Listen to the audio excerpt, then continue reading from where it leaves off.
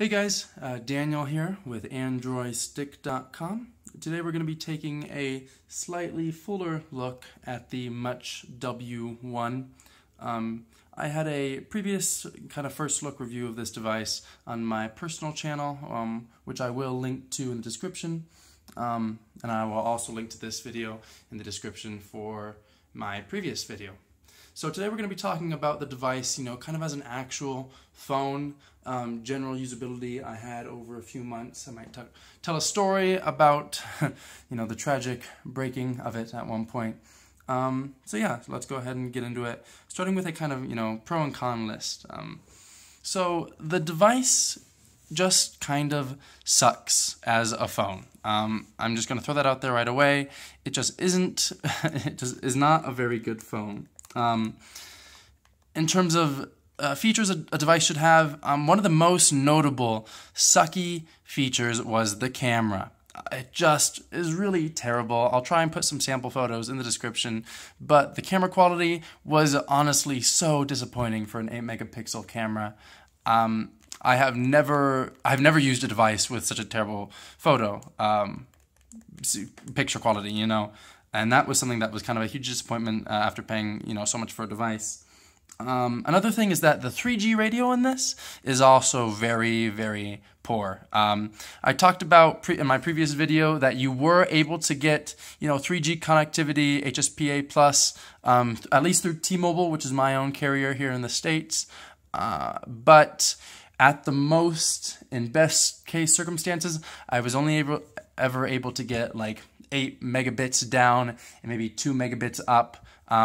Whereas now that I've upgraded to a more modern smartphone like the OnePlus One, which I'm currently recording with, I'm able to get, LTE and 30 megs up, 10 megs down.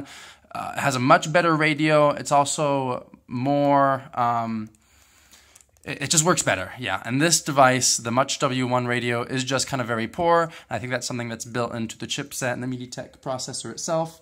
So that was kind of another huge disappointment that I eventually realized after, the purchase euphoria wore off, and I kind of came to terms with the actual usability of the device over a few months, okay? Also, the sound quality. The speaker is very poor, is very tinny. I think in my previous video I mentioned that, it gets loud, it's not very great, but it really sucks. Using this in like an enclosed space, like maybe a bathroom stall or something, it hurts if it's turned up past a certain point, just because the the quality is so bad. And actually the earpiece quality is also really terrible too. I don't think you can see it there, but it looks like, yeah, there it is right there. You can barely see it. It's very quiet, and it's very hard to hear, and I used this for work on multiple occasions, and I could not hear, the representative I was talking to. They had trouble hearing me because the microphone on the bottom is also very small and oddly located, and, I would hand this to people to have them talk into it, and they just wouldn't know what to do with it because obviously it doesn't look like a phone, which is kind of a pro and con in its own sense. Yeah, so the sound really sucks. You'll notice as I flip it over that, some chunks are missing, and if we can catch it in the light here, you'll notice how badly scratched the back screen, the back plate cover is. You can see some minor dents in the copper ring that goes around the device. Yeah. There are two reasons for that. One, obviously, the device is very large, very long, so trying to hold it with one hand is kind of weird. Trying to text with one, I often found myself holding it like this, and eventually, I did get bumped and the phone went flying, and that was responsible for that, and cracking the screen, which was its own endeavor, trying to get a new screen replacement sent out from the manufacturer.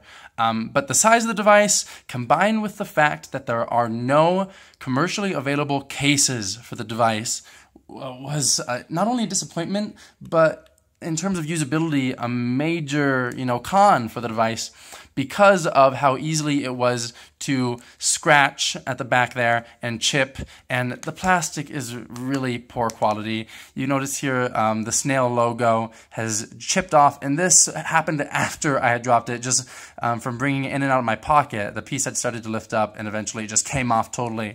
So in terms of build quality, the device is pretty flimsy.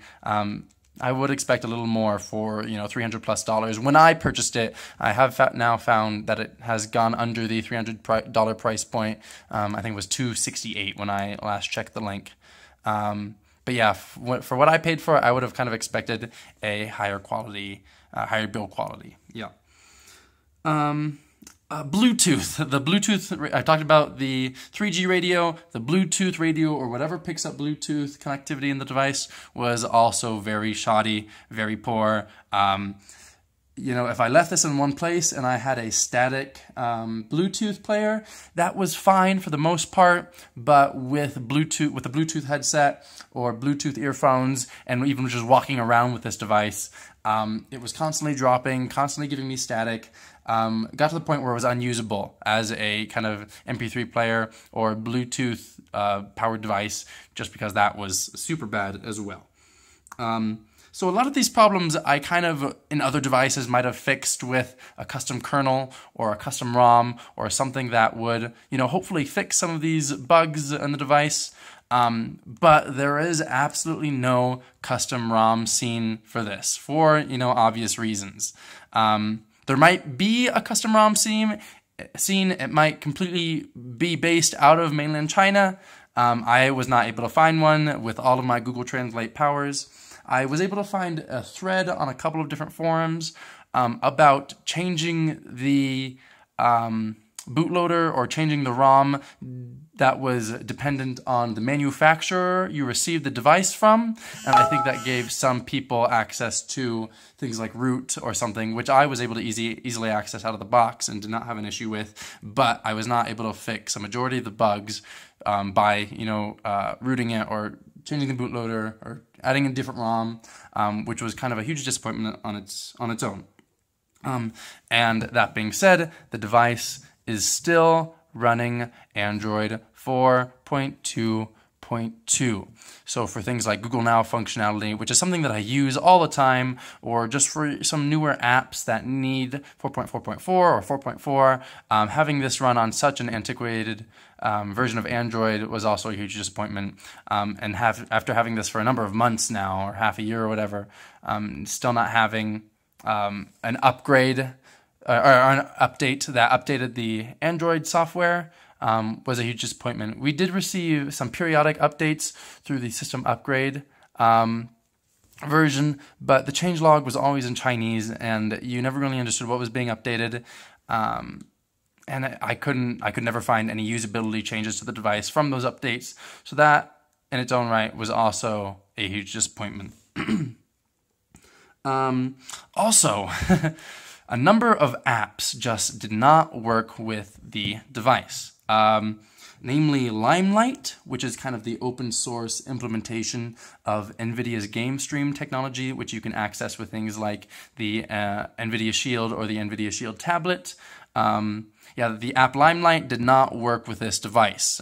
It always gave me some kind of weird connectivity error, and that was really disappointing, especially, based on having all these buttons and providing such a cool gamepad experience. Being able to play, console quality, PC quality games on this device would have been so freaking cool. But, that did not work. And also location-based chat service apps, so things like, Tinder or things like Grindr, did not function. Simply, I'm not sure why, but they just did not work in any capacity. And that was really frustrating as well. So those apps didn't work. Trying to load up Tinder with its included Facebook functionality would just give you a white screen. Some apps wouldn't even load. Apps like Snapchat would not give me notifications or wouldn't update until days after the original messages had been sent. So basic chat functionality, which is something you would come to expect from a modern smartphone, was also really lacking with this device. So on top of the, Android version, and on top of the lack of custom ROMs and the software issues with the specific apps, and all of the radio issues, Wi-Fi is kind of the final thing I have on my list that was a disappointment as not being up to par. There was Wi-Fi B and G compatibility, or architectures, or whatever you call it, but there was no Wi-Fi N, which also meant no native compatibility with 5.0 gigahertz networks, which is what I run in my house, and is pretty much essential for things like game streaming apps like Limelight, or the PS4 streaming service, or even things like Caney or Remote Desktop. Yeah, so not having access to any kind of fast network over LTE or even Wi-Fi was also pretty frustrating. In terms of, the pros of this device, there are still a few. Honestly, the size wasn't a huge issue for me. I have pretty large hands. The size was not really bad at all. Just coupled with the fact that there are no cases really made the size quite a killer for me, just because the difficulty holding it with a single hand. I have my OnePlus One now, and I'm able to put a case on it, and I still have to kind of do this kind of action with it, but having the case adds that level of security that is necessary for having such a large device, and for having something that can easily fall out of your hands. The screen also, I don't know if this is coming through well on the video, but the screen, is a 720p IPS display, and it's really great color reproduction, really bright if I wanted it to be. It goes really dark if I need it to be. The screen was very decent, and that's not really something I can complain about other than, it being 720p versus 1080p. But I was really happy when I first got this device, especially to something like my Nexus 4, which is not, the most colorful or the brightest.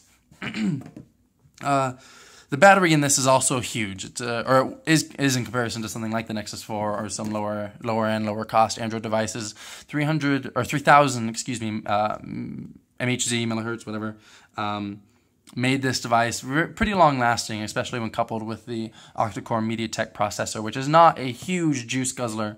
Made this device last pretty long, especially in just basic day-to-day use, and even with some gaming thrown in. I would get quite at least, a day and a half of basic use, or a full day even with some heavy gaming.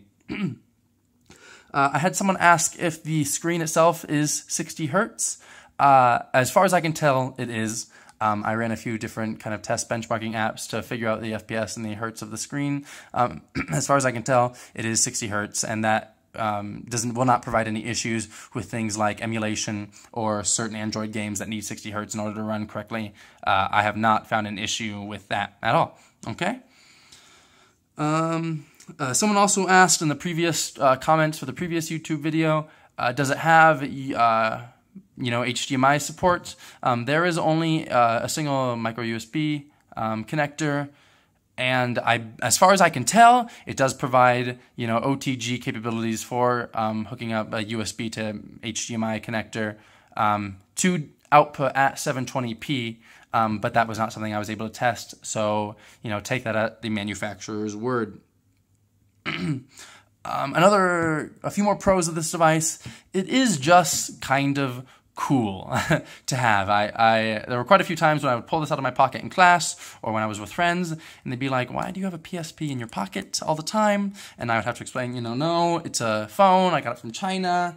It just has buttons on it, and they would be like, "Oh, cool!" And everyone would want to see it, and everyone would want to play with it, and that was always, a really fun experience to have, and just kind of silly and cool.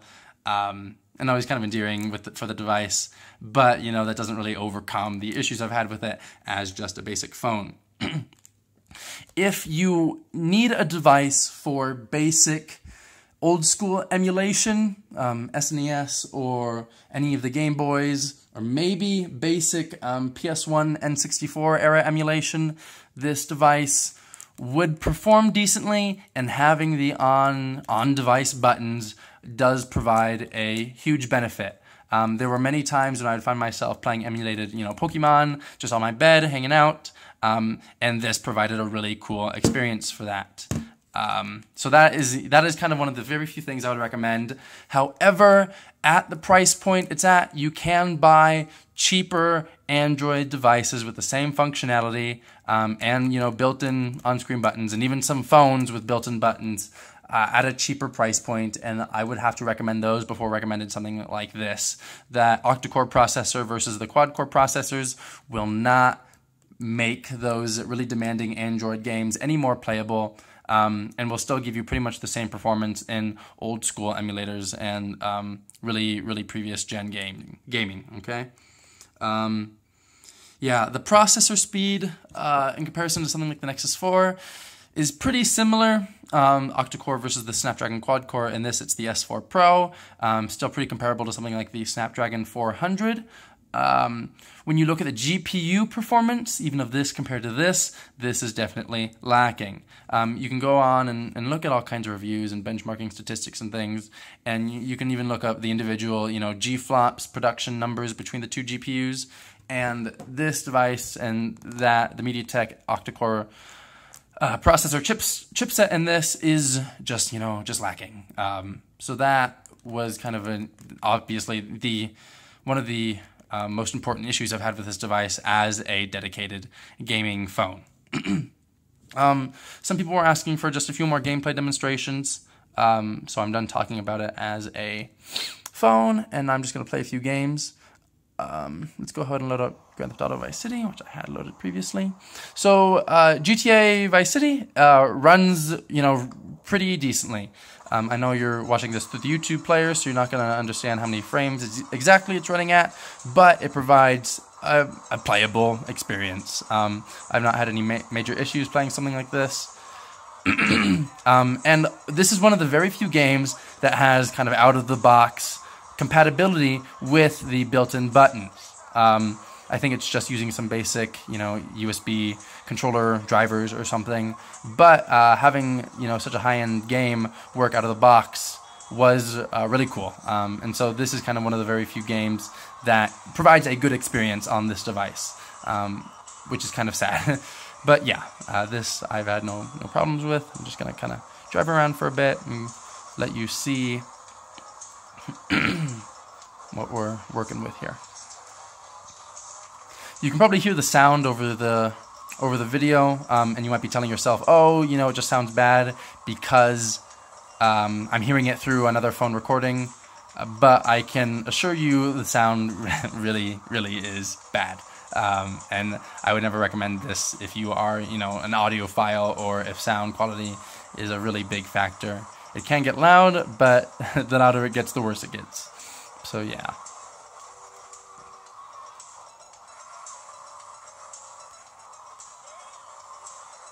Okay, so there's some of that. So Real Racing 3 has been quite the experience. You'll see right now that it performs, decently well. Not too many major frame drops, except when there are a large amount of cars around. And you'll see that I can play this with the left stick, and that is something that worked as soon as I downloaded the app, and it registers that you have a joystick connected, obviously built into the device, and it allows you to play with the single joystick. It also registers some individual buttons. If I add on the touch compatibility layer, and so things like the rear view button or the camera view change button will allow me to do mid-race.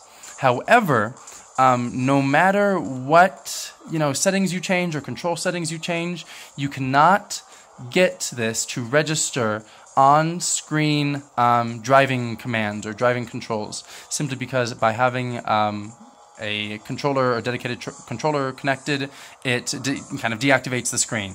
So you'll see me go around a corner. I'm unable to brake ever. I'm unable to turn with an on-screen wheel or by pushing the sides. Really, braking is the major thing. And I can't use any other button besides this bottom left joystick to steer a car. So that's been really frustrating. In terms of, graphics and gameplay and frames per second, it does just fine. No real huge issues with it.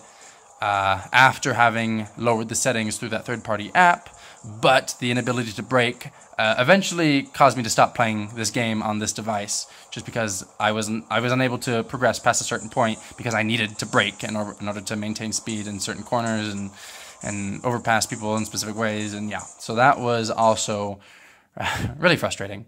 Yeah, Minecraft.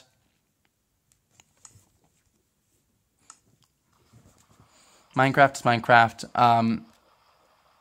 This you have to run with the dedicated compatibility touch layer. It doesn't have built-in device joystick compatibility, or not that I could see anyway. And you'll see that it does drop a few frames here and there. It's overall really a mostly playable experience. But, you know, buying a device with on-device buttons, you'd expect it to be functional. So I have mapped this to the on-screen compatibility layer, and it doesn't do well. I'm just holding down the left control stick, and I had this mapped at one point. This works okay. But you get into issues like where you're not able to go diagonally, and jumping becomes an issue. Yeah, so this is just not the best experience for using the buttons. And as a device, you can buy more powerful devices for the price point that would play this better. So I wouldn't recommend this for Minecraft in any capacity. Okay. So that's kind of a more in-depth look at the Much W1 device. Again, I'm Daniel from Androystick, which is a new gaming blog dedicated to Android gaming in general. Okay, I hope to put up a few more videos. I know this one is kind of shaky, not the best quality. Please give me any advice or any criticism you'd like to see me do better on in future videos. I would really appreciate it. I'd also appreciate it if you would like and subscribe, just so I know that I should keep making videos, okay? Thank you so much, guys.